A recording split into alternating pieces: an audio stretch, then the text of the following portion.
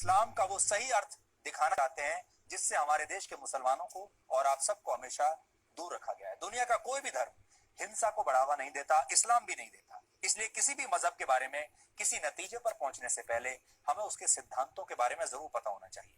इस्लाम ने हर मुसलमान के लिए कुछ खास कर्तव्य बनाए हैं। इन्हें इस्लाम के 5 स्तंभ कहते हैं।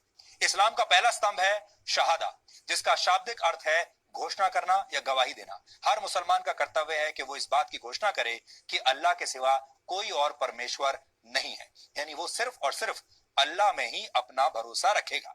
दूसरा स्तंभ है सलात। फारसी में इसी को नमाज भी कहते हैं। इस्लाम कहता है कि हर मुसलमान के लिए दिन में 5 बार नमाज पढ़ना जरूरी है। इस्लाम का तीसरा स्तंभ है ज़कात।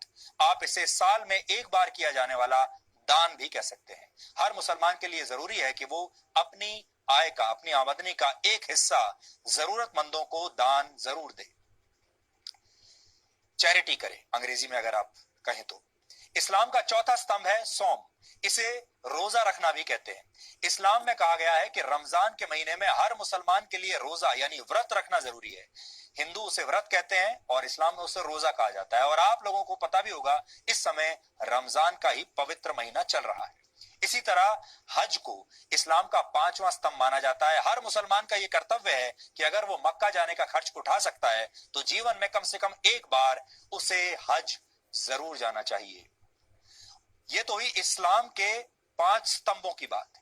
जिहाद को इस्लाम का छठा स्तंभ माना जाता है। जिहाद का शाब्दिक अर्थ है पवित्र युद्ध, लेकिन जिहाद की परिभाषा को हमेशा गलत तरीके से पेश किया गया है। इस पवित्र युद्ध को धर्म युद्ध बताकर दुनिया भर में इसका गलत इस्तेमाल होता है। आतंकवादी हिंसा और दहशत फैलाते हैं और खुद को जिहादी कहते हैं। कट्टरता को जिहाद बताकर कट्टरपंथी अपने काम को सही ठहराते हैं। आज हम आपको ये बताने वाले हैं कि कौन से काम जिहाद की श्रेणी में नहीं आते। आप इन्हें नोट कर लीजिए ताकि जिहाद के मामलों में आपके तर्क मजबूत बन सके। अगर किसी के ऊपर इस्लाम कबूल करने के लिए जबरदस्ती की जाए तो इसे जिहाद नहीं कहा जा सकता। अगर किसी देश या क्षेत्र पर कब्जा जमाने के लिए उस पर हमला किया जाता है तो इसे भी जिहाद नहीं कहेंगे। इसी तरह अगर आर्थिक फायदे के लिए किसी इलाके पर हमला किया जाता है तो यह जिहाद नहीं है। सिर्फ अपनी ताकत का प्रदर्शन करने के नाम पर, लीडर की ताकत का प्रदर्शन करने के नाम पर हिंसा को जिहाद नहीं कहा जा सकता।